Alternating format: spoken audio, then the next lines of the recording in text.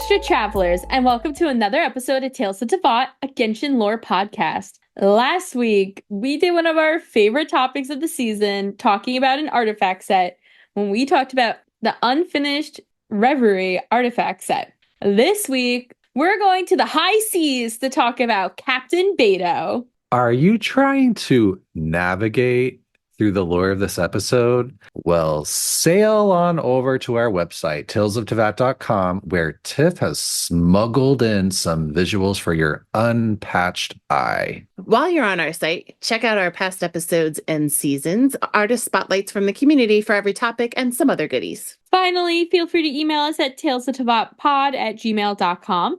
Let us know what you think of this week's episode or what things you hated about this week's episode. Additionally, we officially launched a Ko-fi shop. So if you haven't already seen that, we just want to let you guys know that we officially have Tales of Teyvat hoodies, t-shirts, and stickers for sale. There's no pressure, of course, to purchase them, but we've had quite a few people reach out to us about whether or not we were planning to put out merch and if we had merch and stuff like that. So we figured, why not? We'd give it a go. So if you're interested, you could definitely check that out. We'll have the link on our website, and we also have the Ko-fi on our social media, so you can go and check it out there.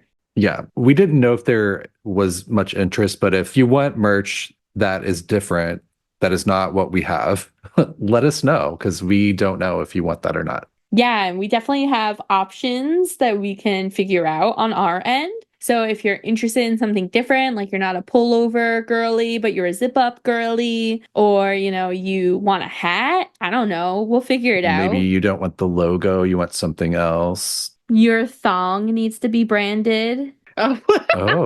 We're getting into thongs now. Well, over at Twink Tank, people have been asking. Is that required? The required uniform? Tales of Teyvat thongs, always. Yes. Yes. If you want some booty shorts that say Twink Tank on the back of them. Oh my god, shut up, not Twink Tank merch. We need Twink Tank merch. Oh my god, stop. It's just adventuring on your ass, because I keep making him like the logo of Twink Tank. I love it. Well, if you want adventuring on your ass like we do, let us know. But yes, you can always feel free to leave a comment on the podcast. If you're on Spotify, I know there's a commenting option. If you aren't able to do that, you can always email us at talesofteyvatpod@gmail.com to let us know what you'd be interested in. Additionally, you can feel free to join our Discord server that we have in collaboration with the Shade Chamber podcast. It's Shades of Teyvat, which is very fun to me. You can go to bit.ly/Shades of Teyvat. It is where we first announced the merch shop. We gave them a little bit of a heads up. And also we can have conversations there about the merch too. So if you had any ideas, you could always feel free to join our server if you are over the age of 18 and have some conversations over there about Twink Tank merch too. So anyway, first off, I just want to start with a few things before we jump into her actual lore, which is Tiff. For the very long time, you had a misconception of Beidou and her obsession with hot dogs despite dating Ningguang. Despite dating Ningguang. Yes, Beidou was a regular on my team. She brought me into the obsession with Electro and Claymores, I would say. But in battles, there's two things that she says, and this really, it's not the fault of the voice actor of Allegra Clark. She says it wonderfully. It is the fact that I hear what I want to hear. And I did not want to hear power that ended Haishan, because I didn't know who the fuck Haishan was. So I heard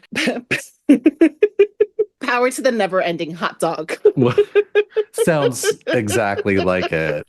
Power to the never-ending hot dog. It does. But the problem is, though, that Tiff said this to a group of people.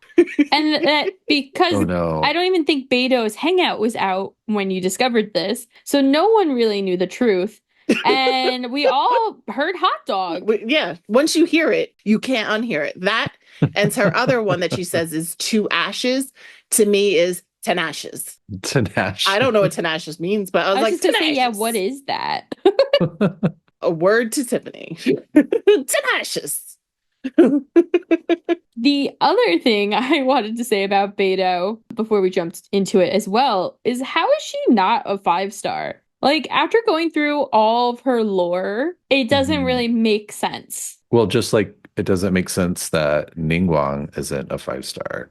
I feel like Liyue just got this like short end of the stick with like the 5 stars, man. It's homophobia. It's homophobia. Anti-lesbian. I was gonna say, because like Zhang Li and Child are both 5 stars, but Yelan is a 5 star, and we know she's the ex of Ningguang. Well, it's not as overt as Beiguang or even, I would say, Xingqiu and Chanyun, you know? That's true. Yeah. Oh, yeah, it's just about the ladies. They're like, I honestly think that Beidou or Ningguang should have been a 5 star over like Yelan. Yeah. And honestly, I know Shenhe has done great things, and I do love Shenhe, but it feels like even over Shenhe, like we barely see Shenhe. And Beidou has so much of a reputation in Liyue and a love, like she's so loved. Yeah, I think sometimes that comes down to like the timing of when they need characters to come out, and then like what other characters are slated for the same release, you know? Yeah. This many 4 stars and this many 5 stars. I think they've clued in that 5 stars are more in their interests. Like I feel like there are fewer 4 stars that come out now, but I could be wrong. Yeah. And she is technically a part of the OG crew, even though you don't like, you know, it took a minute to meet her to get through the story to that part. But she doesn't even have like a character demo video or anything like that because she's so OG. I also wonder if they made certain characters, especially some of these Liyue characters that you can tell the Hoyo developers are in love with. Did they make some of them 4 stars just so everyone could get them easily because they wanted them to be involved? Because Beidou is involved in everyone's stuff. Like she's just sprinkled throughout the whole game in a way that very few characters are, which I love. So, I mean, it kind of makes me happy that she's a 4 star in a way because she's easy to obtain as a player and she's everywhere in the game lore wise. So it's kind of fitting in a way. But at the same time, it doesn't value her power as a character enough. It's kind of like what we said during Kave's episode 2, was like someone in Hoyo really loves Kave because he's really built out. So maybe the same thing with Beidou. I will say Kave did not get the treatment though of easy to get because he's had what, 1 rerun? He's elusive. Everyone thought he was pregnant. Like he's been gone for 9 months because he's having Al Haytham's baby. Oh, baby. And then he came back, honestly. So maybe it was true. We don't know. That was the pregnant woman in the woods that you saw in Mondstadt. It was Kave. There you go. See? I told you I saw her.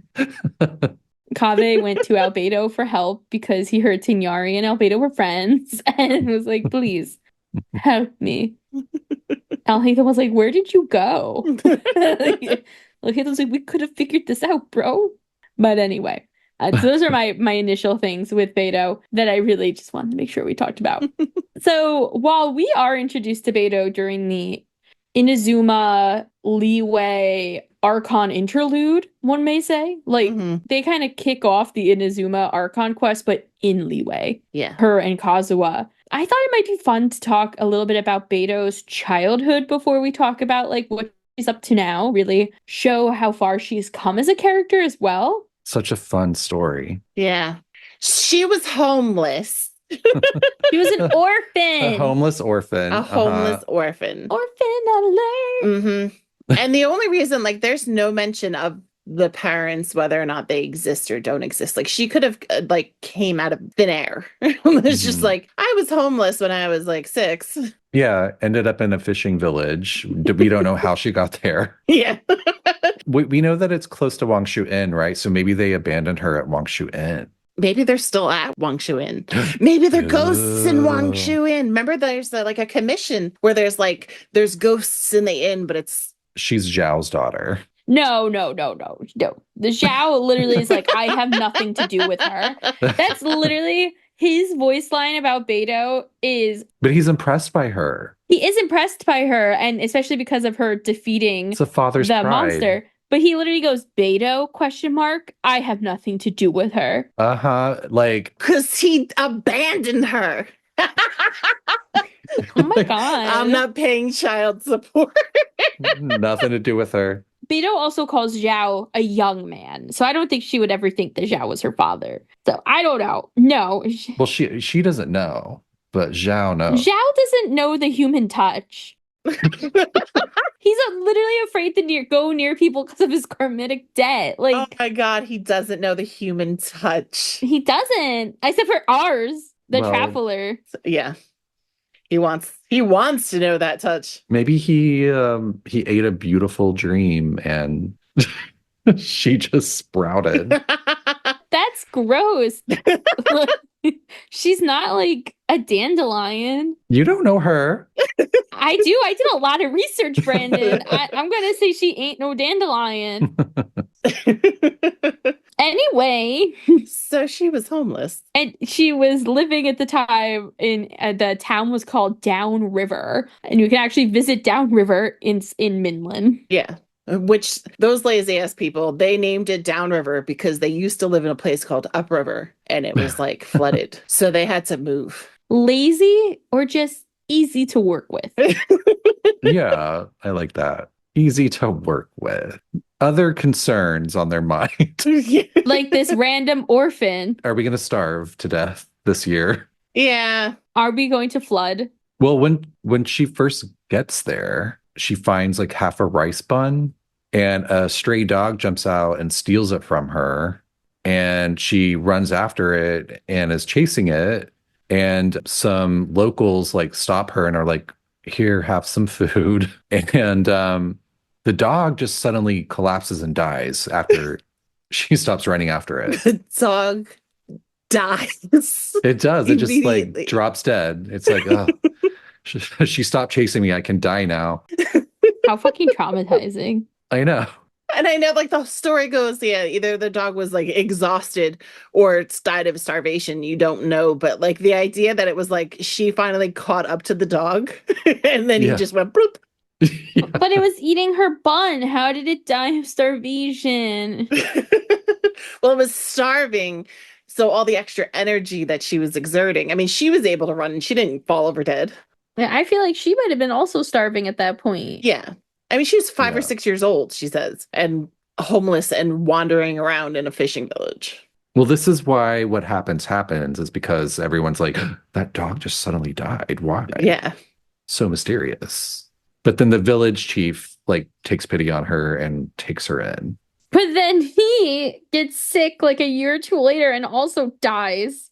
Mhm. Yeah, I think it's like during the winter. So he dies at the same time that the harvest in the village is really bad. And also while they're fishing is not producing any results. And so everyone in the village starts turning on each other because they are starting to starve. Mhm. And they're looking for some kind of scapegoat to blame all their problems on. And they're like, oh, well, there's a little girl here Yeah. who just happened to show up at the same time that the chief died after taking her in. Oh, and remember that dog that died? And now there's no fish? Oh, it's her. She's bad luck. She's a bad omen. She's a curse. She's 8.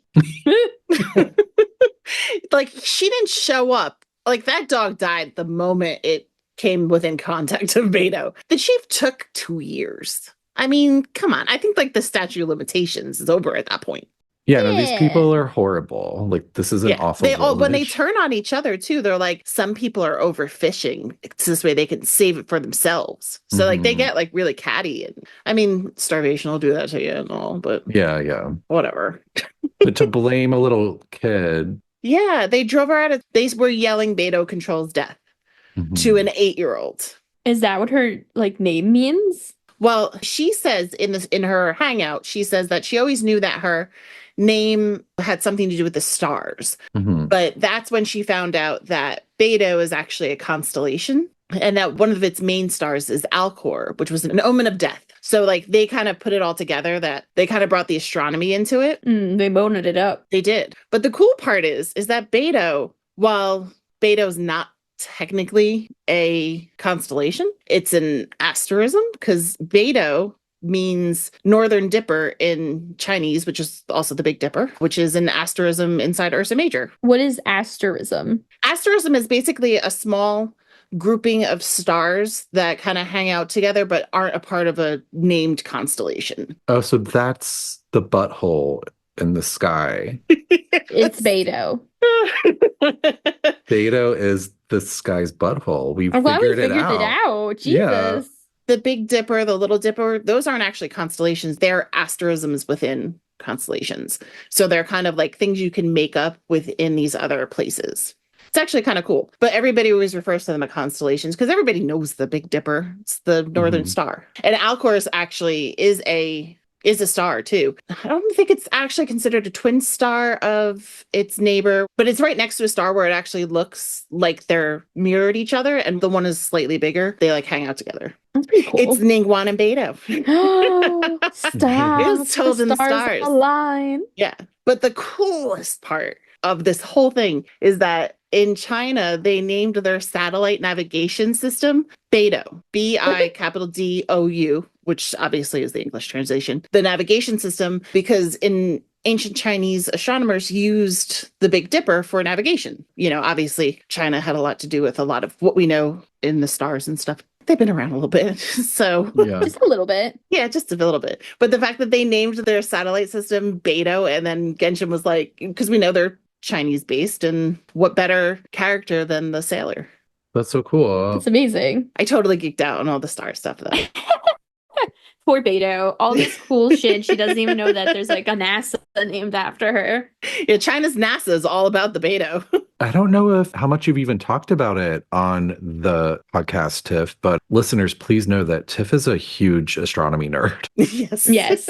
She's like, everyone set your clocks. Yeah. It's the meteor showers tonight. You have to go to Yes. this side of your house and look at this quadrant of the sky. That is one thing that you will get in the Discord is I will always tell you when there's a good astronomical event going on. Yeah, I love Let it. you know to go check it out. Unfortunately, I can only tell you where to look from the from the northeast of the United States, but at least that gives you a little bit of an idea. We know Tiff is a bird lover and a squirrel lover. And stars is her other big passion. Yeah, I am really a giant geek because I like anything. I think I'm a very nature person, oddly. Mhm. Oddly. Why oddly? Because you don't work in nature. But that's what I originally wanted to do. I Yeah. actually wanted to work in environmental science. And true story, I was not doing well in biology, which is a very important part of environmental science or science in general. In my biology lab, my professor said to me, I've never had anybody draw the pictures of the slides this well. I think you need to rethink your major. That's amazing. Did not do well in biology, but biology lab aced it. Oh, interesting. Yeah, she actually offered me a TA position. Wait, just because of how well you drew? The whole left-right brain type of thing. Hmm. When you can envision things without actually having to see them, it makes it a little easier to understand some of those crazier concepts. So I just did well in the ideas that came along with biology lab, Hmm. where like in biology, the actual class, like the professor was all about like, you know, the scientific names of things. But yeah, the professor for the lab was just kind of like, you need to envision how this would kind of work together when you're taking, you know, the frog's leg off over here and putting it over here. Hmm. And you're like, absolutely not. Yeah. Yeah. I did well in with chemistry and the same thing because the part of chemistry that was a little bit more out there and like 4-dimensional, I was Mhm. able to grasp that concept a lot easier than the 2-dimensional stuff. Oh, that's so interesting. It's crazy how the brain works too. Yeah. I don't know if that makes me left or right. I don't remember. I have no idea. Probably right.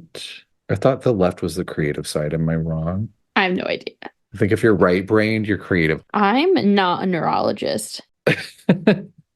Just letting you know. Left is logic, language, analytical thinking, and mathematical abilities. Right-brained is creative, intuitive, and emotional. So that's you. And spatial awareness, that was the whole thing with the biology lab, is spatial awareness. Look at that. You learn a new geek thing about Tiffany every day. We're just doing Myers-Briggs. We're doing left Yeah. brain, right brain. This is a psychology podcast. Oh now. my God, stop. No, we can't take that on. I'm scared. Next week, we will be doing an episode on Carl Jung. No. I need to know if my INFP twinsies over in the Discord that we've been talking about this since our Thanksgiving little short came out. We've been talking about all of our Myers-Briggs. I need to know if my twinsies are also right-brained. And star people. Yeah, and star people. Star people. People love the stars. A little star fire didn't hurt nobody. But I'm going to bring us back down to Teyvat, out of the fake sky, real sky, whatever sky you're looking at tonight. And I'm going to bring us back to downriver. Down from the Alcor in the sky to the Alcor in the water. Yes. Actually, I'm taking us back to downriver. Sorry. No Alcor yet. I wanted to say something interesting is that Beidou has a few voice lines about her childhood. She talks about knowing a childhood lullaby. She also says that she always used to hear the tales of sea monsters and she had dreamed of defeating Haishan ever since she was 9. But she has this one quote where she says, "When I was a child, we had little money, so nothing to eat, and I lived for years by stealing fruit off of people's trees." So I'm curious who this we was and if she is referring to a time when she had a family. Right. Oh, because she did have that BFF over in Downriver, right? So yeah, she has a friend from Downriver. It is assumed to be Jingling, not to be confused with Zhongling. It's Xingling, and you can actually find her over outside of the Wangshu Inn currently. She is a sailor, and she actually leaves a message on the Wangshu message board saying that she hasn't seen her sister in a while, and that her sister is now a famous captain, while she's just a mediocre deckhand living a humdrum life. And she asks if she'll be treated the same by this sister as she was before. And she gets a reply that says, "Life is unpredictable. If you two meet again and greet each other warmly like nothing has changed, then this would certainly be a joyous occasion. But if you are disappointed, then just accept this as one's lot in life. It's nothing to lament or cry about." Do we know who wrote that response? And we do not know who wrote the response. It was probably Ningguang. It might have been Ningguang. We don't know. It is very much Ningguang's vernacular. I could see her saying that. But it's also curious because Jingling says sister. Now, we do know that because Liyue is based off of China, that there are some terminologies like big sister or auntie that are used for people who aren't actually your big sister, your big brother, or your auntie. It's more of a respect term. So I don't know if this is Jingling saying like my sister because Beidou and her were so close, or if she's actually saying this is my sister. Yeah. Or if it's just a gay thing. Hey, sis. Does Jingling say that she hasn't seen Beidou in years? Like what was her voice line when you go talk to her at the bridge? Jingling has a voice line. If you go up to her, she will say, "She just threw you one look. No need to get this excited." And we go up to her and we say, "Excited?" And she starts talking and she says, "I'm talking about my buddy over here," blabbering on, even though he only met her gaze briefly. And then she goes, "I'm her childhood friend. So by his logic, shouldn't I be over the moon every single day? Talk about exaggerating." And we go, "You're her childhood friend?" And she goes, "Yep, we actually grew up together. I even taught her fishing songs. Still, when I found out that she was the Beidou people call the Lord of the Ocean, even I was shocked. Now, I haven't seen her in a good long time, but there have been enough tales told about her for the oil to come running out of my ears." That's a picture right there. Yeah. So Jingling definitely, she likes Beidou, obviously. And I think it's cute that she says that she taught Beidou fishing songs because there's like this thing that the crew will tell you from the Alcor, which is her ship. They will tell you that she knows sea shanty songs, but to not ask her about them. Because she has not sang a sea shanty song since she killed Haishan. That's just the rumor, right? What, that she killed Haishan? No, that you can't ask her to sing a shanty. It's a forewarning. Yeah. She hasn't sang a shanty since, because that's how they started out on that 3-hour tour or whatever it was when Haishan finally met its end. They were singing a shanty to like get their vibe going. So this is from her character stories, and there's one that's the Pure Laborer's Gossip. So that comes from that. So there's like 4 different entries of the gossip.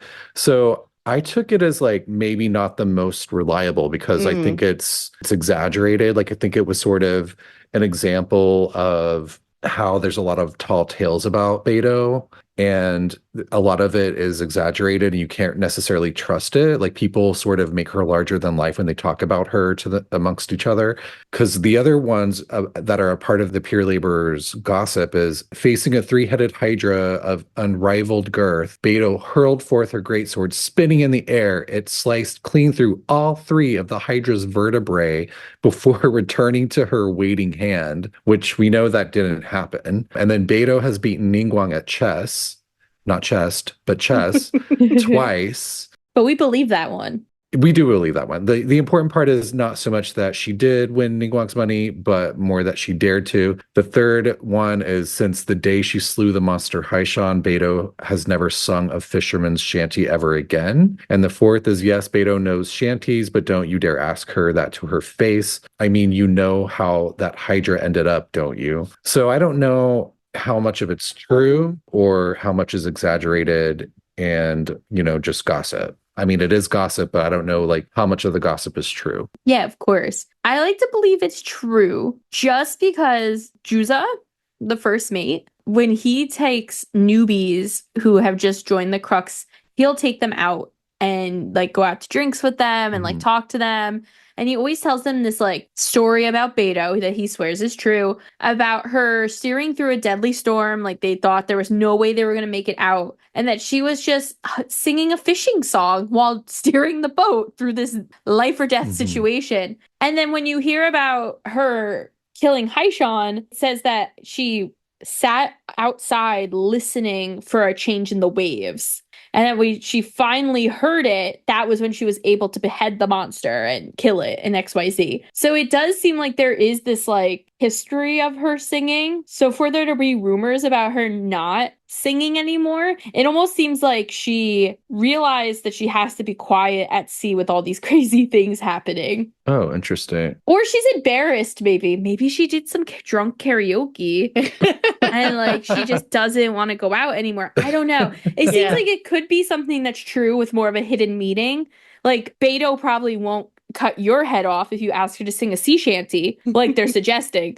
But she may be like, no thanks. Like, I haven't drank enough for that tonight. I could see it being a result of just the trauma of battling Haishan. Yeah. Because that shit was crazy. Yeah. Because they fought it for 4 days, right? They fought 4 days with cannons, harpoons, arrows, and ropes, and they somehow managed to tie it down. And then Beidou also stood on, the boat for like 10 hours with her claymore, just waiting for it to like surface and attack, I guess from where it was tied down in the water, with no water or food for 10 hours. And then, she did actually cut its head off and with one strike, which is funny. So, I mean, I'm just, maybe that's the reason. And the shanty that she used to actually be really into was something that's, I guess it started as a phrase and turned into a song. And it was the one that she knew from childhood, which I'm wondering if maybe she learned it from Jingling, but it goes, its fins formed the ocean deep, its tail the mountains high. And it was actually a phrase that was shared among Liyue and Inazuma and just sort of spread among the fishermen in both nations. And it's thought to be a response to the legends of Rex Lapis slaying sea monsters, which I'm thinking it means Osile. Not that he slayed Osile. I know. Just kind of trapped it for a while. He lied. Yeah. I think Beidou was really inspired by that and was like waiting for the chance to battle Haishan. Yeah. So the idea of her being sort of silenced from her sea shanties after fighting it is, I guess, a little surprising, but... Well, she fought it a few times too, like that was just unsuccessful, that they tried, never to this degree, but like she had seen it before. Yeah, she battled Haishan many times and failed until I guess this one big fight. But also you can go on that side of then the time that she actually was successful was when she stopped singing. Yeah. And I feel like because Beidou her whole life has been like omens, omens, that this could have been like, ooh, maybe me singing is a pet omen for these monsters. Yeah. But at the same time, she also named her main ship, her flagship of the whole fleet of the Crux. She named it Alcor, which to her means bad omen. Yeah, maybe that was just like too much for her. I don't know. Like, yeah, I mean, I'm arguing both sides of that coin. It's really interesting though to think about that, because I think you're onto something with if she stood out in silence for 10 hours. And that's how she finally, after 4 days, was finally able to kill it. Maybe that like convinced her like, oh, I need to shut up. Because when she's singing shanties before, according to her first mate, it's sort of to like instill courage in her crew of like, we're gonna get through this. Like, let's all just sing and like make it through and like be filled with courage. So I could see her being like, wait, no, actually, we need to like be quiet and listen to what's going on. So I think you're onto something with that, Feeny. I also just want to say that when Haishan did attack at just the right moment and she chopped its head off, it's the quote in the lore is that the sound of thunder filled the heavens and a single bolt of purple lightning struck the ocean right in front of Beidou, even as she bathed in the blood of her nemesis. My God. It will never escape it. She bathed in its blood. No, I hate it. No more bathing in the blood. She bathed in the blood and then she got her vision. We go where the Lord tells us, you know. I did want to say, bathing in blood aside, that Haishan was like a nemesis to all fishermen. And so when Beidou also killed Haishan, it was like this big deal for everyone in Liyue and Inazuma, because that's really where Haishan did all the dirty work. So it was a big deal when she killed Haishan. She was really seen as like a savior to all these people. Yeah. Oh, I just want to also add, bathing in Haishan's blood is also what got her vision. It's true. It is. And it's funny because she was that strong that she destroyed Haishan without a vision. I feel like so many of the characters, they get their vision through something unexpected, you know, just some like little thing that sort of exemplifies their ambition. But Beidou is like, no, I got it from killing a fucking monster. Yeah, she's the, like, remember when we were talking about Kaveh and Kaveh was like, oh, I saved these two people's lives. I thought I'd get a vision. It's the stories of Beidou that make you think you're going to get a vision when you do something like that. Yeah. Do you think that Haishan ate Sakajuro? Is that why he never came back? No. I'm still obsessed about Sakajuro. Haishan was dead by the time Sakajuro went back. Oh, yeah, because she already had her vision. But I do want to take a step back. So we've talked a little bit about Beidou's childhood, growing up, and honestly, I mean, her ambition being met to get her vision, because as a kid, she dreamed of killing Haishan, which is a little troubling. But she did it. So, hey, she killed that dog with just taking its food. Oh my God. So anyway, Beidou somehow or another finds her way after getting kicked out of the fishing village. And she makes it somehow as a pirate, basically. Not really, but, you know, close enough. And Beidou ends up being the captain of the Crux. So I was very confused. So I want to make this clear to travelers that the Crux is the fleet in Liyue, and it's an armed fleet. And Beidou is in charge of the entire fleet. The Alcor is the #1 ship of the Crux that Beidou is normally in charge of. But you actually can go on the Alcor right now. It is docked outside of Liyue Harbor, kind of off toward the stone pillars that Zhongli stepped into the ground. Guyun Stone Forest. Yes, and it's over there because Beidou is in Liyue for business for 4 years and has asked the men to watch the ship while she's doing her thing on land. Hey, those chess games take really long. She's like, I gotta go visit my wife. I'll be back. And I guess the Alcor probably only docks there. You could probably only go on it once you've already gotten to that part in the Liyue story too, I would assume. Yeah, I think so. I remember being shook when I saw a boat there. So I was like, whoa, when does you gotta glide all the way to it from the top of that mountain. Yeah, and then after you unlock it, you could just teleport there. Yeah, which I didn't know, and I was still swimming, dying. Oh, yeah, so was I for a very long time. Didn't have a lot of stamina at that point, and I would just die halfway there. I've definitely done some stupid, like, glitch stuff over there, too, that was happening, like... Yeah, we had twin Chi-Chis. Yeah. Inside the hull of the Alcor. It was creepy. It was weird. I didn't like it. But anyway, so there's... The Crux, it kind of has 2 main missions. They are an armed carrier for delivering quote-unquote goods across the sea. So whether or not Liyue needs to deliver something to Inazuma or to Mondstadt or another place, they can. They are permitted to dock at, Port Dornman, Not that we're allowed to go there, Yeah. but they are. Would be nice if they let us go. Would be nice if I could get that permission slip, but I don't have it, so I will just be jealous. But so, they go to Port Ormond. They also, as we know, they were hired by Sangano Kokumi to help out during the war on the shogunate. They were mercenaries for the Watasumi army. So delivering goods, number one, that's the number one duty. Mhm. Their second thing that they do is they actually work for the Liyue Ministry of Civil Affairs, which is technically Yelan. I mean, it's technically Ningguang, but Yelan. And they actually help run an intensive navigation training and apprenticeship program. Mhm. They're the Navy. Yeah. The Coast Guard even? Like it's kind of crazy. So people who take this course, they actually get like a certificate for completing it. And it's required for any sailor from Liyue who wants to sail the sea. You also can get some other like cutesy little rewards from the ministry. It doesn't say what the other cutesy rewards are, but I'd like to assume it's like a hat.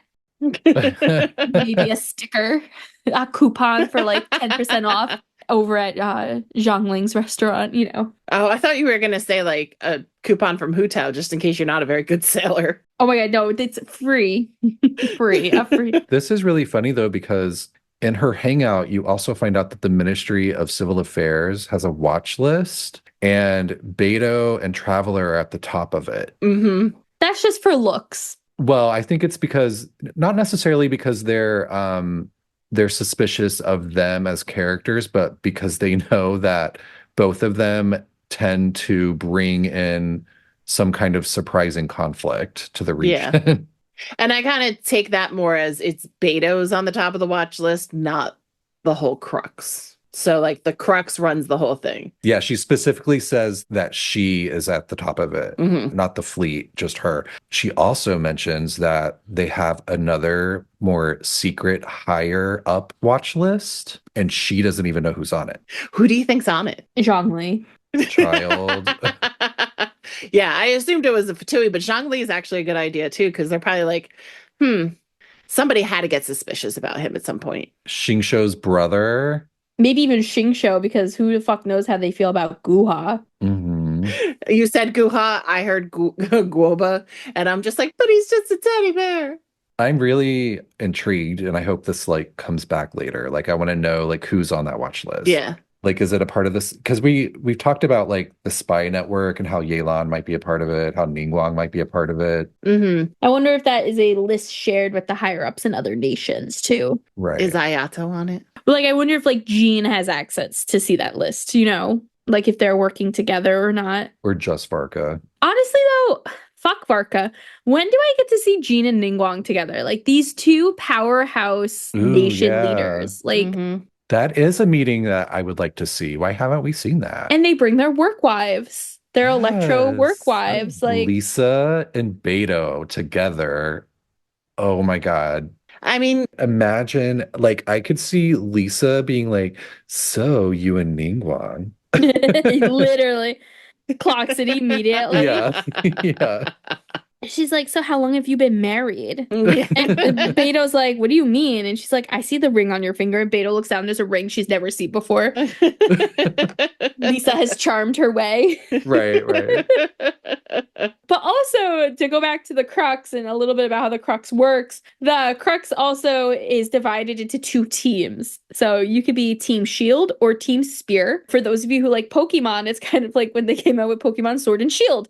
Which Mhm. one are you going to be? So the shield ones are people who are more like survivalists. They're here to make sure we get there safely. And they're really good at like emergency rescues, cartography, meteorology, and psychological counseling. Can you imagine? Like, they have psychologists out on the open seas in Beidou's fleet, but probably nowhere else in Teyvat. But do you know what this means?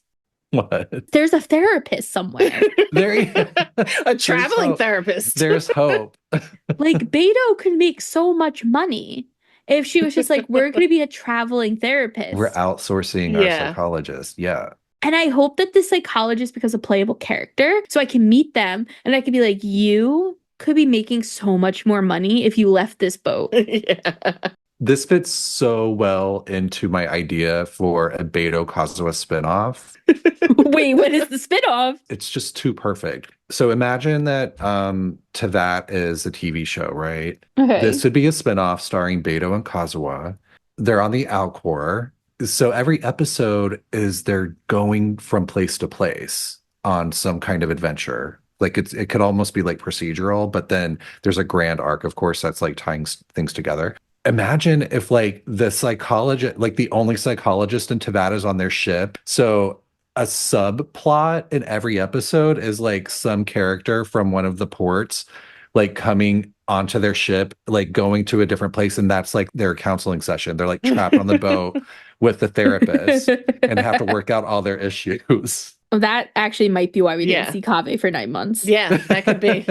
That's why him and Alhaitham are getting along better. Mhm. But I love the idea of Beidou and Kazuha sharing the bill on some kind of show, because it's like, A, they get to have like different adventures in different places all the time. Mhm. Their personalities contrast so much, but like are so complementary. Mhm. Right. You know, imagine Kazuha is, you know, he's kind of like looking for something, and Beidou's like, all right, well, let's go get it. And Kazuha's like, we should look into blah, blah, blah. And then Beidou's like, no, we'll just go this way. Like, it just works too well when you think about like the buddy cop kind of. Yes, yeah. Kazuha's like, the wind is telling me we should go north. And Beidou's like, well, the compass Yeah. is saying, she's like, how many drinks did you have?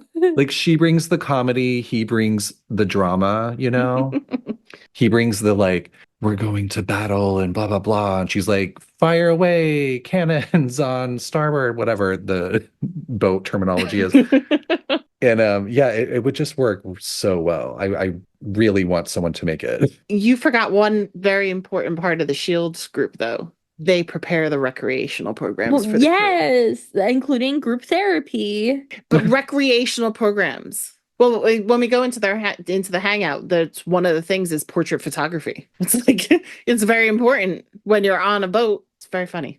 It sounds like a great. I like. Don't you kind of want to join the Shield of the? Yeah, Crux? I kind of want to join the Crux in general. Like, you can understand why people love working for her. Like we said before, like she's loved in Liyue and everywhere, like just in general. And people, like kids, look up to her. There's all these grand stories about her. Even the tea house guy makes stories up about her. Mm-hmm. But like everybody who works for her is happy and they want to stay. And it's like a big deal to work for her because she respects them and she has like extracurricular activities for them. So they're like evolving in their life as well. Yeah. Mm-hmm. I wish my job had portrait photography as a little rec program. I wish my job had ping pong for, you know, like anything. I know, it's like they're in college. Yeah.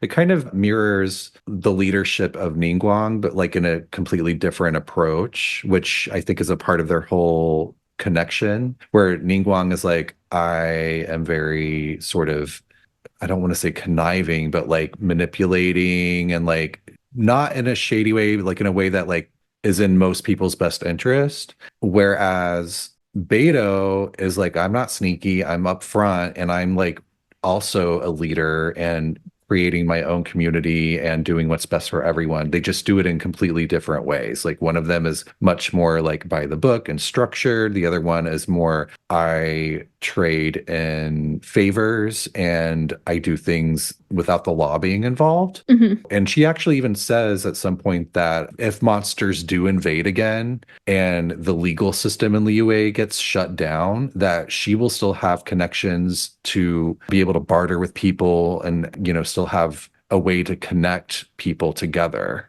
So I think that's really an interesting juxtaposition with Ningguang, who is all about government, all about the law. And, you know, maybe it's more powerful and more far reaching, but it does have its own weakness. So they both have their own strengths and are sort of on an equal footing, which makes them a great couple. I also think it's a fun juxtaposition because like Ningguang had to prove herself to the Adepti. Yeah. And Beidou didn't. Right. So I think where Ningguang has also had to be so structured her whole life as the Qixing, because she needed to show the Adepti that she could do it and that humans could do it. and that we're not going to be like my wife. Right. Yeah. Like, please, my wife is not the example I need you to look at right now. Like, look at me. But it's also why she actually employs Beidou in a back way. Back way. Not that's the wrong word. I mean, Not like, that's what they want to do. But she Back way. Through the back door. Oh, they're into that. Whatever they want. I mean, God, come to Twink Tank. But yeah, like Ningguang, that's another part of, I guess it's not technically the Crux's job, it's Beidou's, because Ningguang is very specific to say that she hires Beidou and not the Crux. Basically, she wants her to find all the exotic wares and shit that she wants and find out information and, you know, be helpful in that general Liyue-ish way. But she also wants her to find treasure. And she can't, like, as the Qixing, just be like, hey, I'm going to hire a pirate to get me my fun stuffs.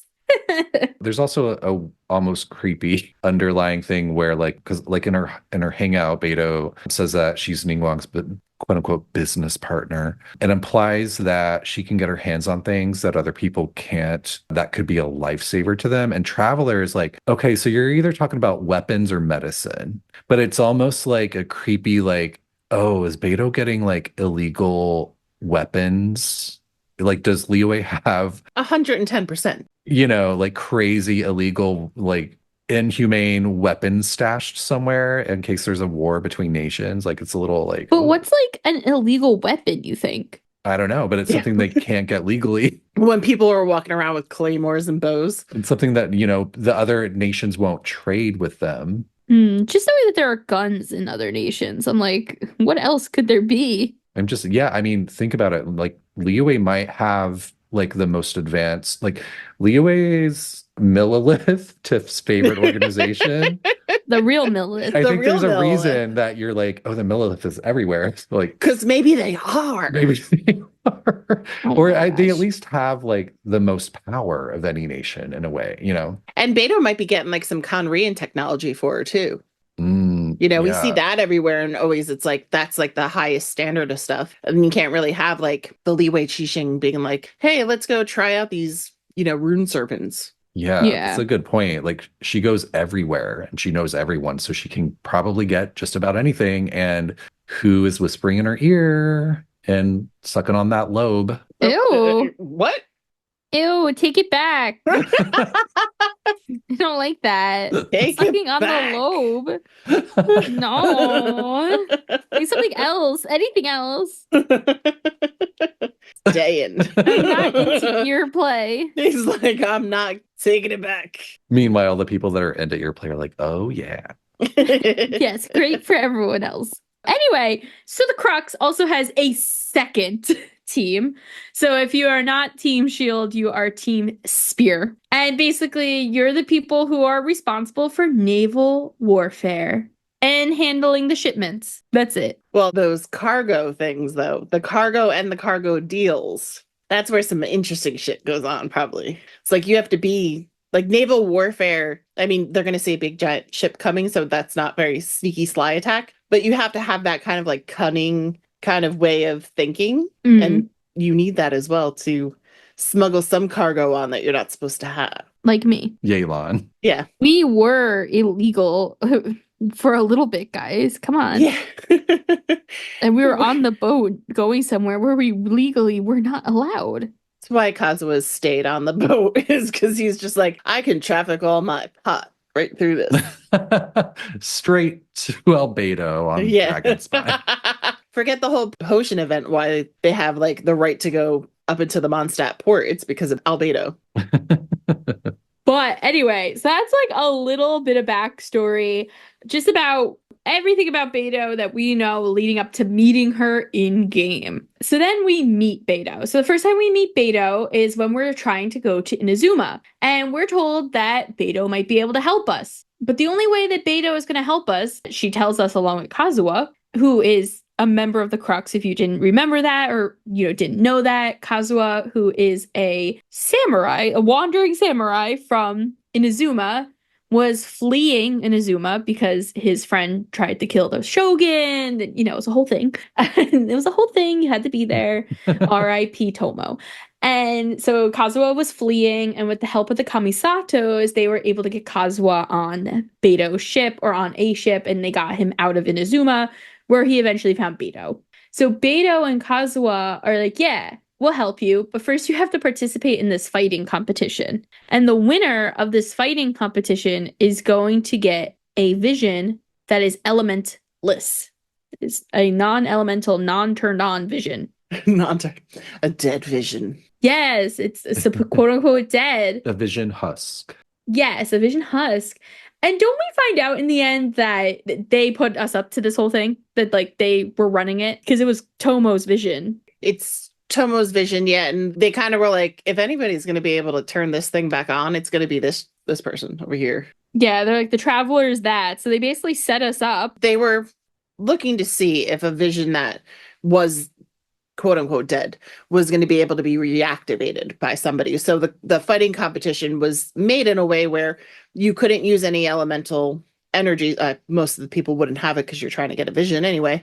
But like we were told we couldn't do anything special because they wanted the strongest person to win so they could see if the vision would like wake up when it was another person who was strong enough. By the way, this ties into my Beidou Kazuo spinoff.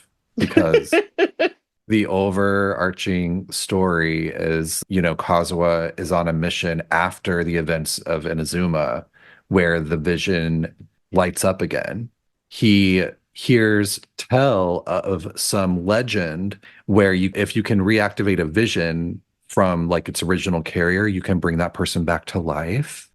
Oh no. So he goes on a quest to try to bring Tomo back to life by reactivating the vision, and Beidou is like the person that's like going with him and is sort of like the voice of reason of like, are you sure you're going to be able to do that? They get into all kinds of hijinks. And a quick refresher for Travelers, we end up winning the fight match. We are not able to activate the vision. We let Kazuha hold on to the vision because we don't really care at this point.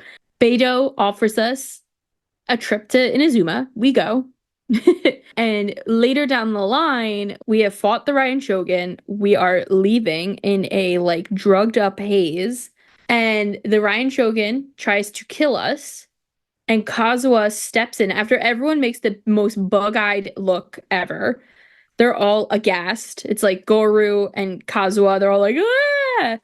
And the Ryan Shogun comes out of a hole in like the space-time continuum. It's kind of wild. I mean, her sword is huge. Like, talk about adventuring being like, Doctor, you're huge. Like, that's how I felt about the Ryan Shogun in this moment. I don't know what that reference is, but it sounds ridiculous. Oh my god, it's like basically like they put it, Brandon, correct me if I'm wrong. They put adventuring in this like fake world, basically. Almost like a dollhouse world. Yeah, and he could see it like real Dr. Rachel on the outside. And he's like, whoa, Doctor, you're huge. And a bunch of perverts online were like, oh, you know what that means? Mm-hmm. And that is that's actually etched on the stone above the door at the entrance of the Twink Tank. We haven't unveiled it yet. That's the new sign. I mean, Aventurine is my manager of Twink Tank, so... Imagine Kave's the one that has to etch it. El Haytham's like, what are you doing? He's like, I don't know, but I'm getting paid.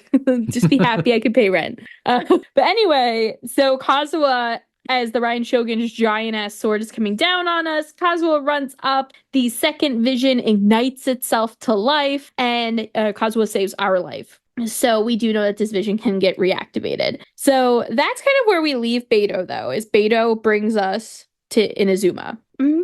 Now, we do see her later. And I wanted to just say that we later find out that Beidou is actually working for the Watasumi army. So she's working for Kokomi. And that even though there has been these closed borders in Inazuma, Beidou has been going to Inazuma frequently because she gets fireworks from Yoimiya for Lantern Rite. Mm-hmm. So Beidou is doing it all. And it makes sense that she's picking up the fireworks from Yoimiya and bringing them back over to Liyue, not taking Yoimiya with her, because if her biggest thing is you need to be quiet, we all know Yoimiya can't stop the chatting. She also by the way, brings back exotic goods to Yoimiya, which she sells in the like trinket area of her shop, which I thought was cute. So then we don't see Beidou again until more toward the end of the Inazuma Archon line, where there is a huge, I guess it's not the end, it's like the mid ground of the Inazuma Archon line, where we're having a huge battle between the Watasumi army and the Shogunate, and Beidou and Kazuha both show up to fight. And then we see them later on again when Kazuha saves our life. We then don't really see Beidou involved in a main quest again. She is involved in character stories. She's involved in her own hangout. She's involved in some of the events and things.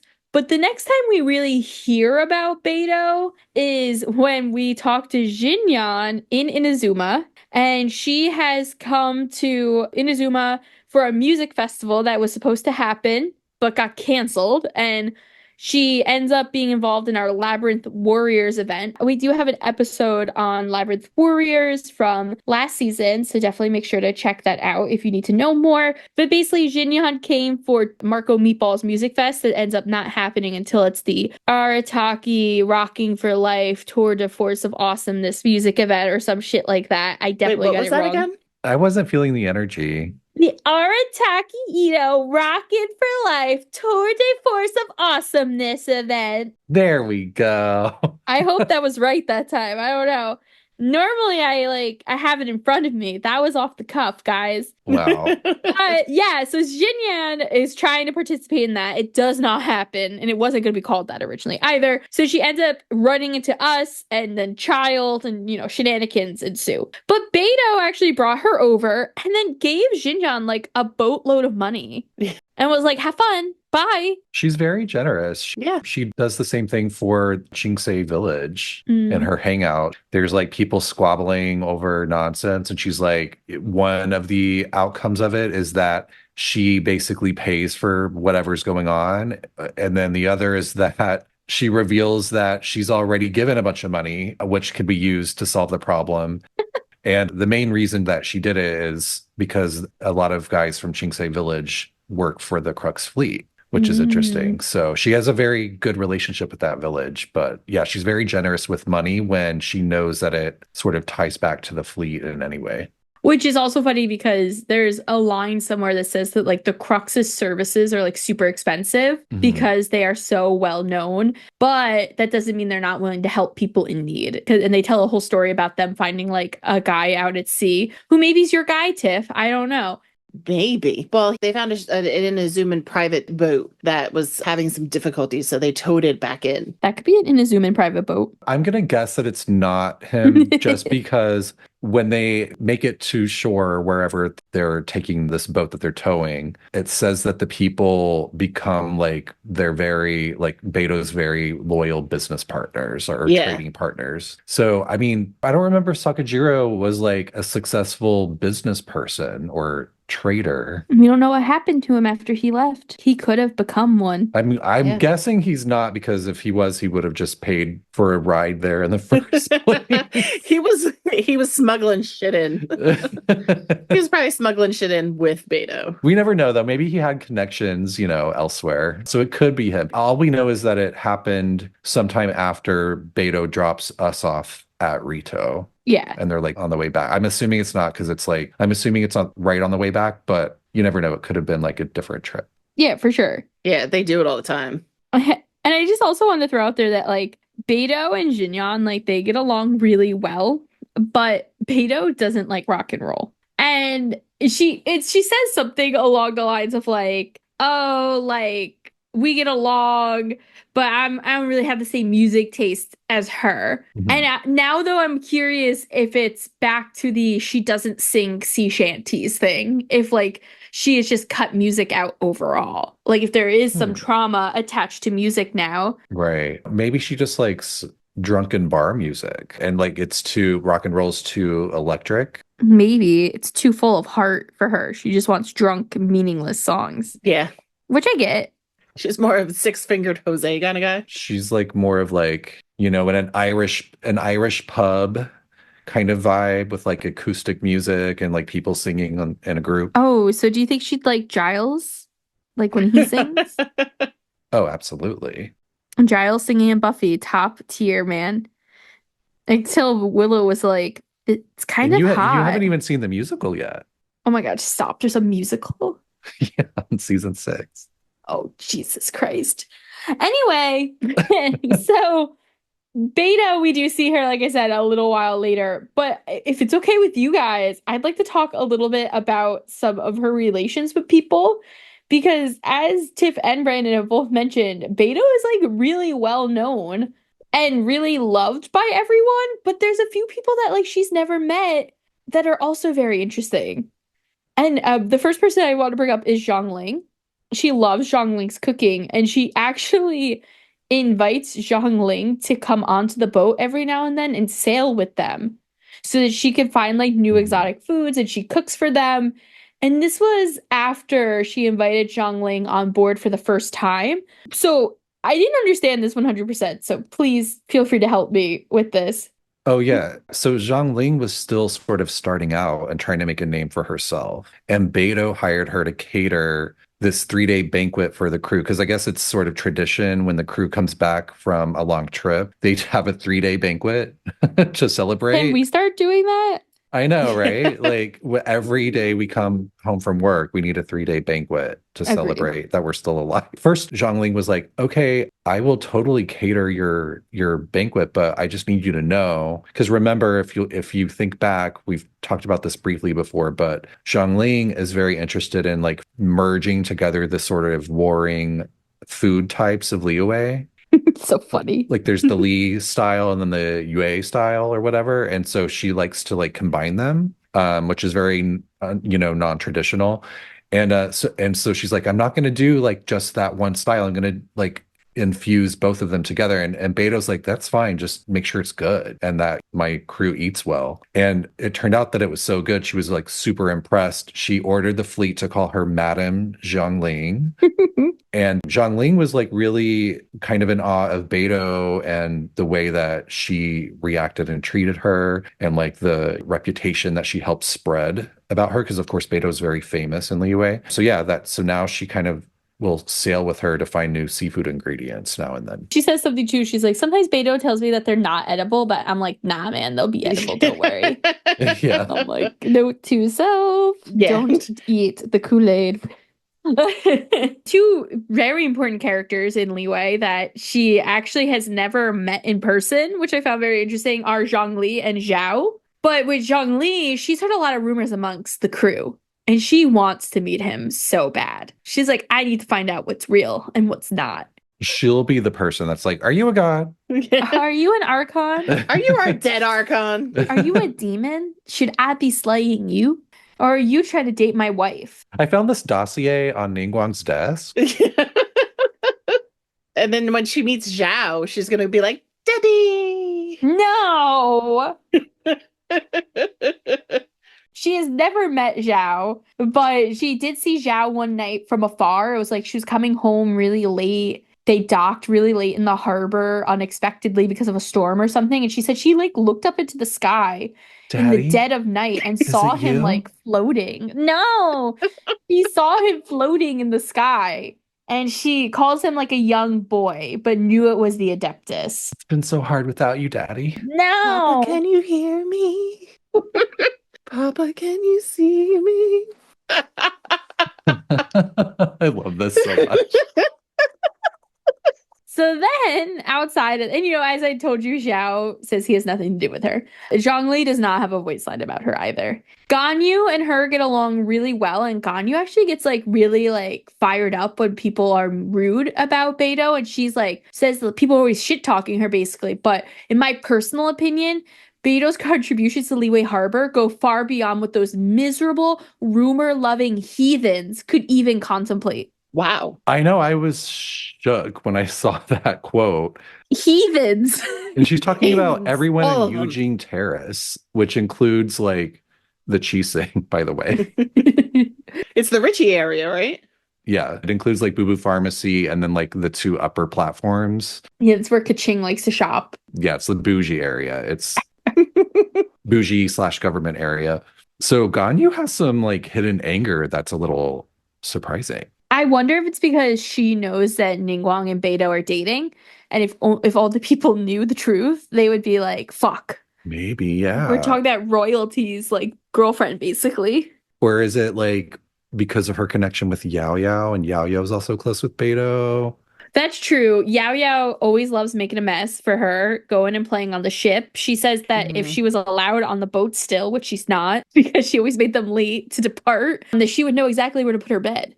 So she's, Yao Yao was ready to go out to sea, guys, but they told her no. How cute would Yao Yao look with a little eye patch and a little parrot on her shoulder? A little pirate hat. Yeah. She'd be adorable. Yeah, that would be really cute. A little pirate outfit for her. Speaking of eye patch, do we have any idea of how Beidou got her eye patch? Like, is it real? Is it a Kaya patch? I haven't seen anything about it. I didn't see anything, so I figured I'd ask.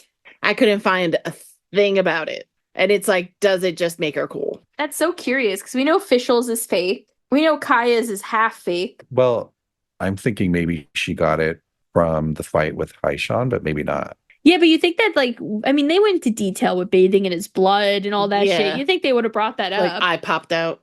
Yeah. Her, by the way, slashed eye out. I think it's just because she's like a pirate, basically. So I'm going to imagine it was just over the years. She's been doing this a long time. So some of them was bound to happen. But there's no official story. No, none that nothing. I saw. But I thought you were going to bring up other children on the boat, because why not have a child on a boat? Yeah, there's one other kid on the boat. I mean, they're easy to throw over and get rid of. We do have little Yue, and his parents were both people who worked on the Crux, and unfortunately, they died. So we have another orphan. Orphan alert. Beidou and the entire fleet decided that they were going to raise this kid, and so they are. Yeah. And they are. It's adorable, though. When he talks to us, a traveler, he's trying to come up with his own fleet too for when he grows up, because he wants Beidou to be impressed by what he's going to do. And, but Beidou's kind of you can't, it's too dangerous for you to be on this voyage and stuff like that. So you can't come out with when we're going through the storm into Inazuma, you can't. He actually stows away into the into the outcourse. This way he goes, because he's supposed to stay back out on the dock, and he just kind of worms his way in there. I love that. And just to go back to some people in the Qixing, Kaching also has a very high regard for Beidou, and she says her personality rubs people the wrong way, but she considers Beidou indispensable and that she's needed. She even says what she does is an art, knowing when to enforce rules and when to be more lenient. Mm-hmm. She basically says Ningguang's supposed to be enforcing the rules, but she always seems to be too busy, insinuating that Ningguang is letting Beidou get away with shit. Which she is. Yeah, absolutely. There's so many characters here that I that have voice lines about her. Another one is Goru. He only relies on Beidou when needed, because Beidou doesn't like to get the crew involved in things that they don't really need to be involved in. Hu Tao is just fangirling over her. And this is Hu Tao does this all the time, where she fangirls over these women in Liyue that she's never met. Always. I forget who it was, but she was they're beautiful. I think it was Ningguang. She was she's so beautiful. And then there was another character we did an episode on where she was she's pretty. I love her. And Beidou's one of those characters. She says she doesn't know me, but that's cool. Me just knowing about her is enough. She goes, oh man, I really do want to make friends with her. She's a celeb person. She loves celebrity.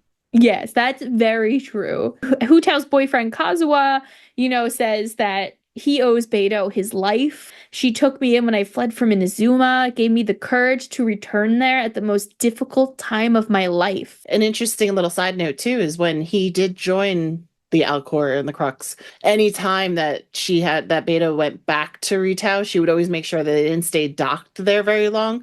So this way it didn't, it would be too dangerous for Kazuha, because he could potentially be found out. Yeah. And that even once the decree was down and he could go about his business, he decided to stay with them. He was I'm scared of this place and you've been so nice to me, so I'ma stay. He's I like to sit on the boat and look out into the wind. And Kokomi, speaking of the whole war and everything, Kokomi says that, like, remember, Kokomi is general number 1, has like a 1,000-page book on what to do in case of army. And she literally says there are times where she wants to call Beidou to tell her team what to do because she knows she runs a tight ship. Shenhe loves Beidou. She feels like she can actually be herself around Beidou, that Beidou understands, like, what she says and that she doesn't have to rely on, like, the nonverbal cues that she doesn't really understand from not being raised amongst people. And the only thing that sucks about it to her is that she really doesn't get to see Beidou all that much because people love Beidou so much that she can never get alone time with her, and people scare Shenhe.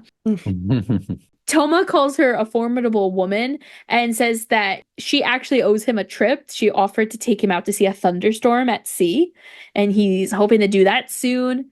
And the last one is Xingqiu. And Xingqiu says he has great respect for Lady Beidou. I just wish she wouldn't call me kid and ruffle my hair each time she sees me.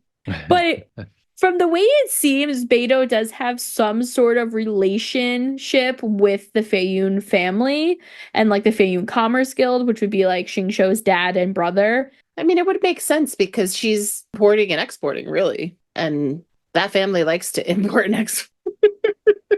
Yes, definitely. They're exporting their child off to the Ujidori festival unknowingly. But yeah, she just has an amazing reputation. She also believes in, like, criminal rehabilitation. Yeah, she a lot of times if a treasure hoarder shows that they want to, like, be reformed and change their life, she actually won't, like, kill them. Imagine that. You know, she's like, okay, you know, you can, I mean, I'm sure they're not just murdering treasure hoarders, but, you know. Why not? Yeah, I mean, they might be. They got the weapons. The illegal weapons. Yeah.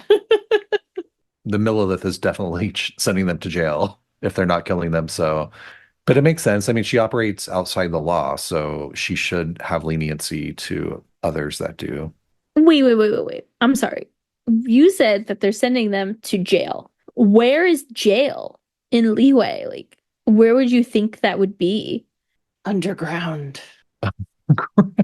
Yeah, in a rock somewhere.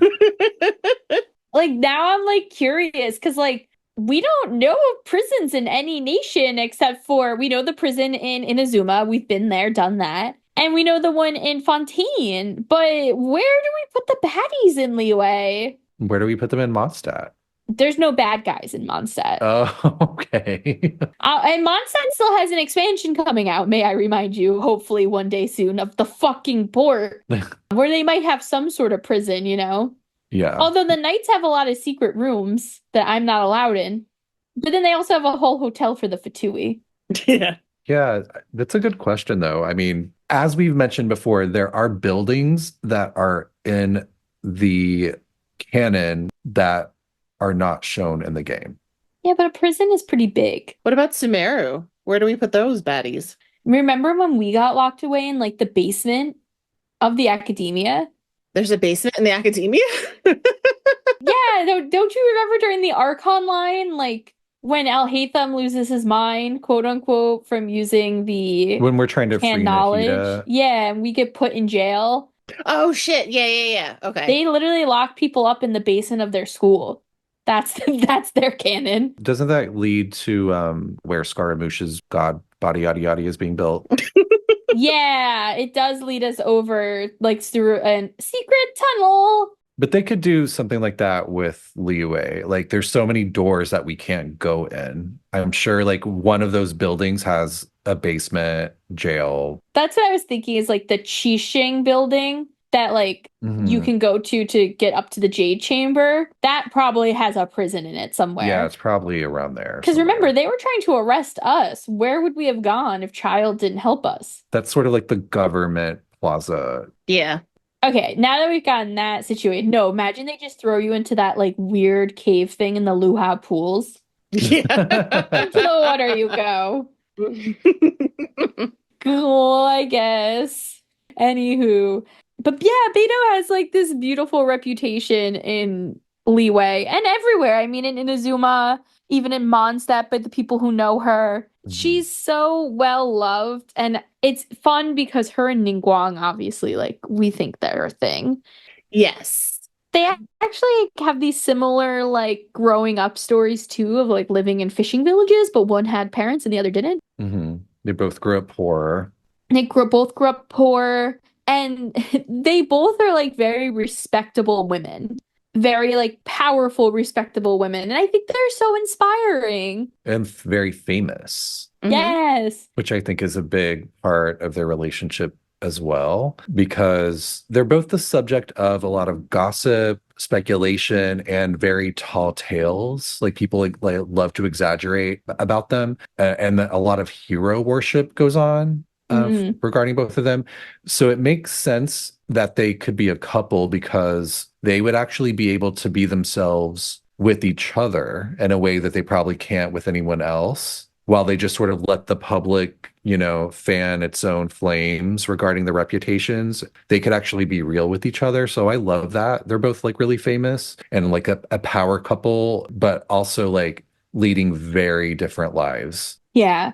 It's also nice to see, like, and I know, of course, I know they're not officially together because everyone's going to be like, they're not officially together. Meh, meh, meh, meh, meh. They are. Move on. Yeah, they're one of the most alluded to couples without it being official. Because there's really no one that's official, right? No one's official. Except for official. Official's official. The only couple that's like actually real in Genshin is the two heads of the other commissions in the tribe commission. Not the Kamisato clan, but the other two. But I'm saying playable characters, like none of the... I know, but I wanted to give them their moment. Like, they're important. Yeah, they were very involved. They're cute too. Yeah. I like them. Is that the wedding that I fell asleep? A Yato story quest. Yeah.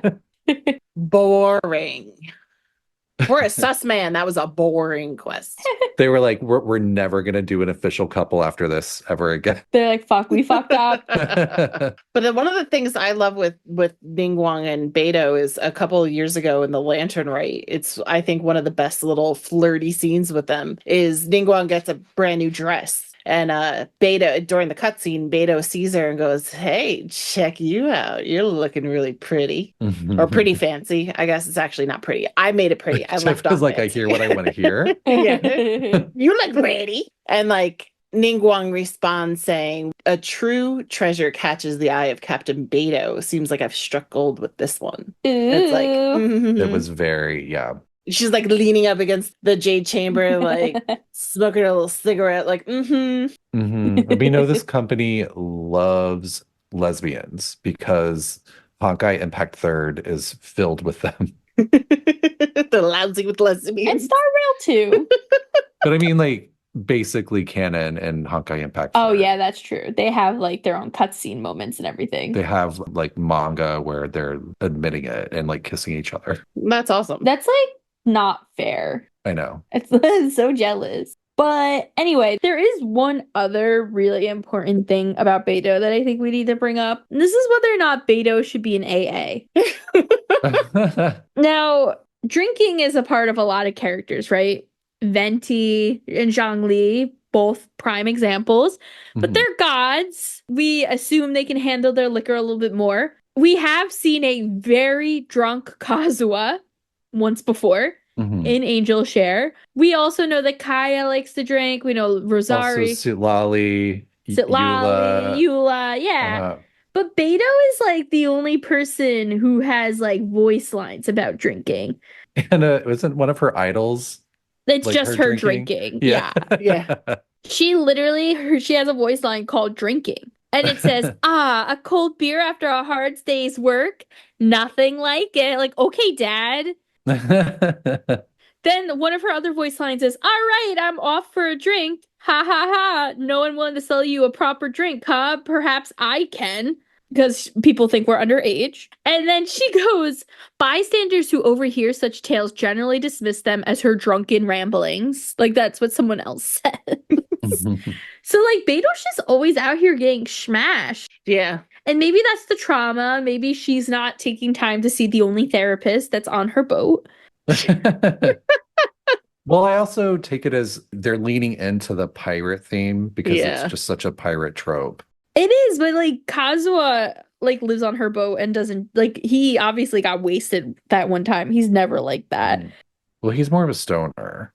True. Maybe he'll get cross-baited with Beidou one day. Well, there is one of the sailors on the boat, Zhu Liushi, who is the lookout, who got so fucking drunk in his last job, he fell off the boat and lost his job. So he like lost a bet and was eating wine fermented sweet rice balls. And he had like 3 of them and he got really wasted. That the tavern changed its name to Third Round Knockout. So that bar that's up on Liyue was named after Beidou's sailor who fell off a boat because he was so drunk. And nobody would hire him after that. And Beidou was like, sure, get on board. I'm dead. She will take anyone. She's like, I was a bad omen. And if I can make it, you can make it. Just some other really quick facts about Beidou too. Her name card, which is weighing anchor, is about, putting your anchor out to sea. Pretty simple. Her constellation, which is Victor Mari, means conqueror of the sea. And the imagery kind of looks like a sea dragon, suggesting that it might be Haishan. It's a symbol of her like destroying Haishan, since we know visions and constellations seem to be somewhat related. So it would make sense that she got her vision defeating Haishan, and now she's got the constellation of like Haishan, possibly. And the last thing I think really is interesting about her, and I couldn't find a lot of reasoning behind this, like a symbolism, but she says that the sight of a falcon really makes her feel at home. And I don't know if you guys have tried to do that one achievement where you have to like shoot a bird from like X in the air. This is that you can actually do that is over in the Guyun Stone Forest where the Alcor is docked. It's not far from the Alcor. And so I think it's kind of cute that she's like, yeah, I know I'm home when I see a falcon. And they're like, we're going to put a falcon right in front of the Alcor. No, that's a good connection. I never would have thought of that. So you haven't done the achievement then? No, I have done the achievement. I didn't even know that she had that line about a falcon. Well, she calls a falcon by like a fancier name, but when you look, like I looked it up because I was like, I don't know what the fuck that is. And it basically was a falcon. Oh, okay. Let's talk briefly about her personality. Ah, yes. So some descriptors about Beidou: unbound, unpredictable, formidable, forthright, direct, reliable, capable, impressive, mighty, famous, and iconic. And I will admit, I did not have time to try to take the Myers-Briggs test myself as Beidou. How dare you? I know. But I do think there is a good fit for her, which is ESTP, which would be the entrepreneur archetype on 16personalities.com. And a little description of that personality. People with the ESTP personality type are vibrant individuals brimming with an enthusiastic and spontaneous energy. They tend to be on the competitive side, often assuming that a competitive mindset is a necessity in order to achieve success in life. With their driven, action-oriented attitudes, they rarely waste time thinking about the past. In fact, they excel at keeping their attention rooted in their present, so much so that they rarely find themselves fixated on the time throughout the day. Theory, abstract concepts, and plotting discussions about global issues and their implications don't keep ESTP personalities interested for long. They keep their conversations energetic with a good dose of intelligence, but they like to talk about what is, or better yet, to just go out and do it.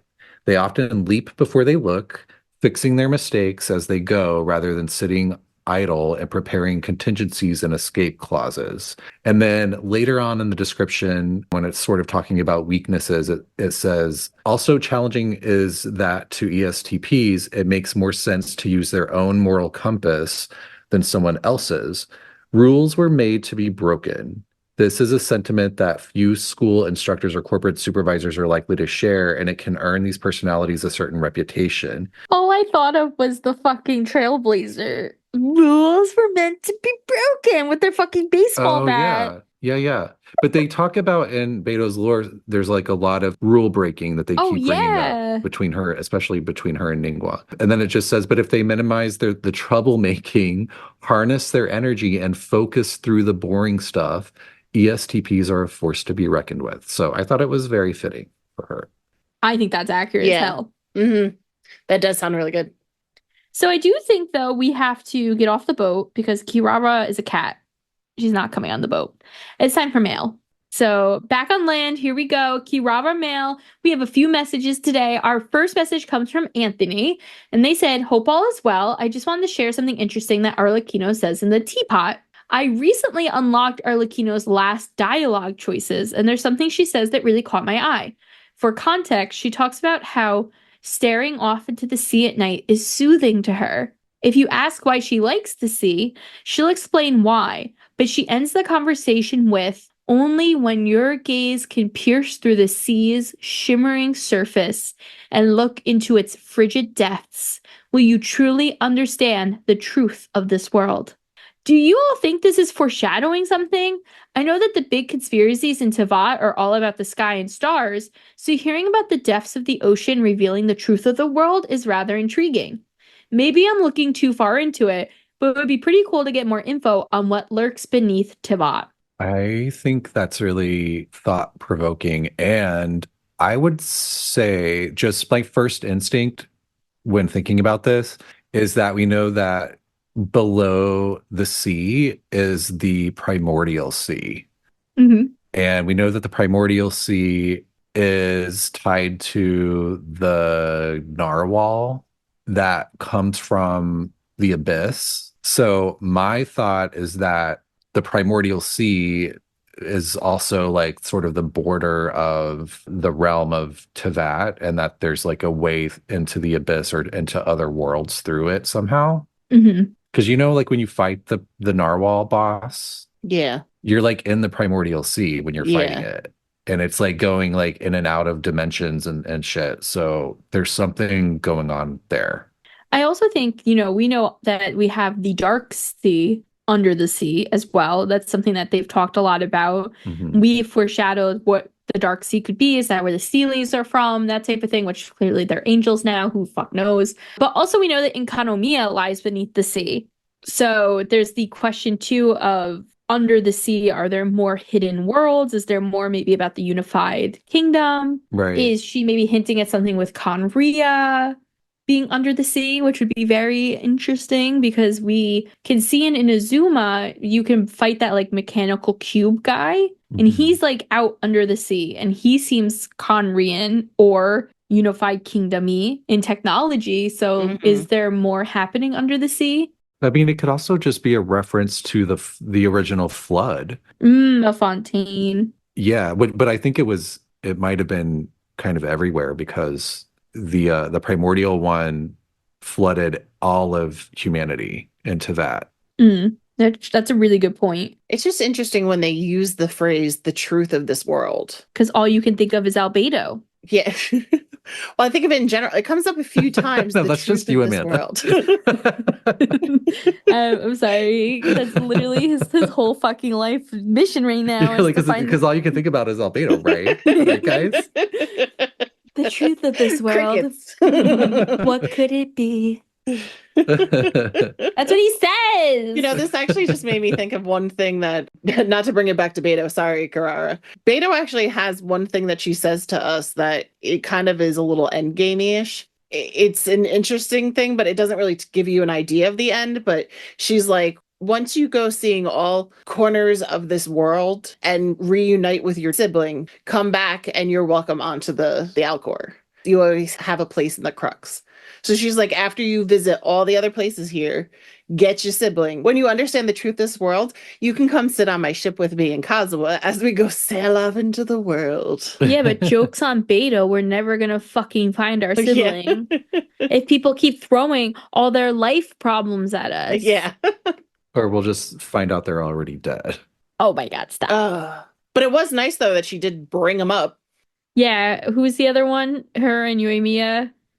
The only two on my good list. Mm-hmm. But thank you, Anthony, for the question. I think it's a great point. It's very curious. Thank you, Anthony. Yeah. We're definitely going to be talking a little bit more about Arlecchino in the future. So hopefully we'll be able to find some more about that too. Our next message comes from Ash, and they said, "I'm not quite caught up on the podcast yet, but I've been listening nonstop. So I don't know if this has been brought up before or answered, but where is Auroran's garden supposed to be? In my backyard. No. Because he's my boyfriend. It's a good question. So the release of 5.2, which happened not too long before we're recording this, they finally sort of unlocked more of the map, which includes the Masters of the Nightwind. And I'm still exploring it, so I don't know for sure yet where it might be. But there is an event that's happening right now where Auroran and Citlali are involved in trying to bring someone back who meditated their spirit out of their body and can't get back into it. What a problem. And there's like in this cave, and it's sort of like southeast of like the main area of the like the main stronghold of the Masters of the Nightwind. So I'm thinking it might be around there or in that sort of flying contest area. But again, I haven't explored enough of it and like gotten to know the area enough to give like a solid theory on it. Yeah, I would agree with Brandon. I haven't done the most research into it, but I will say that we know Auroran lives on the outskirts of the Masters of the Nightwind. Mm-hmm. He doesn't live anywhere near the center. And I would start looking possibly in like areas that are a little on the outskirts, probably maybe closer to the stadium than going like toward the Flower Feather clan. Right. But also, if you start to see aphids anywhere, you should go there. This is a good opportunity for people that have played more, and especially by the time that this episode, drops, people, I mean, we will be more familiar, but people listening will also be more familiar. So if you're listening and you think you know the answer, write in so we can let Ash know. Yeah, I'm curious. I hope that maybe during this event we'll get like a more direct answer. But as of right now, we have not been shown the truth. I have tried to Google it, and I just keep getting directions to the Oregon garden. So there's a nice garden in Oregon. You mean the state? Yeah, the state. No matter what I write, Google's like, "Are you saying Oregon? Because here's Oregon's garden," and I'm like, "That's not what I wrote." In Portland? It's like Silver Lake or something. Is the Oregon garden. Okay. I would also say that if you could find where Aoife lives, because we did see like a glimpse into Auroran. Good point. And Aoife's like whereabouts. Well, Aoife goes to visit him, right? Right, and we could see them from like the out, or maybe it's vice versa. I'm not sure which one. One of them visits the other. And we do get to see very briefly like Auroran's area because he shows us when Capitano first goes to like see him in his memes. So his memes. In the memes. So there is like a chance that like you could figure it out. But it also could be like Brandon was saying earlier when we were talking about prison. Like, is it just another one of those locations that they're never actually going to give us? Right. And they're just going to be like, oh, this exists, but we're never going to show you where. And then I curse out the game. I mean, you never know. I mean, we could find out literally in a couple days when the next part of this Citlali Auroran event, like the quest part of it, is released, because only the first part has been released so far. So that's true. We haven't gotten the play. So by the time this airs, we might already know. But if we don't, someone please let us, anyone listening, please feel free to write in and give us your theories. If you find out before us, please comment on the episode or email us or something. Yeah. So that we can spread the good word. You gotta let Ash know. But it's somewhere. Yeah. But anyway, I do think that's all the time we have for today. Thank you, travelers, for coming out on the boat with us. I hope no one got seasick today. Remember that you can feel free to email us at talesofteyvatpod@gmail.com to let us know what you think of this week's episode and what topics you'd like to see in the future. Additionally, you can follow us on Instagram, Tales of Teyvat Pod, or on Twitter, Tales of Teyvat. Stay up to date on everything Tales of Teyvat. You can also buy us a cup of coffee or Diet Pepsi on Ko-fi, and we also, as a reminder, do have our new merchandise shop up on Ko-fi where you can buy hoodies, t-shirts, and stickers Feel free to check that out as well if you're looking to rock some Tales of Teyvat merch this 2025 year. Otherwise, next week we're going to be talking about Kujo Sara, and we'll have a special friend with us next week too. So definitely come hang out with us. Until then, safe journeys, travelers. We'll see you next time. Bye, earplay nerds. No, Lick that lobe. I can only think of like some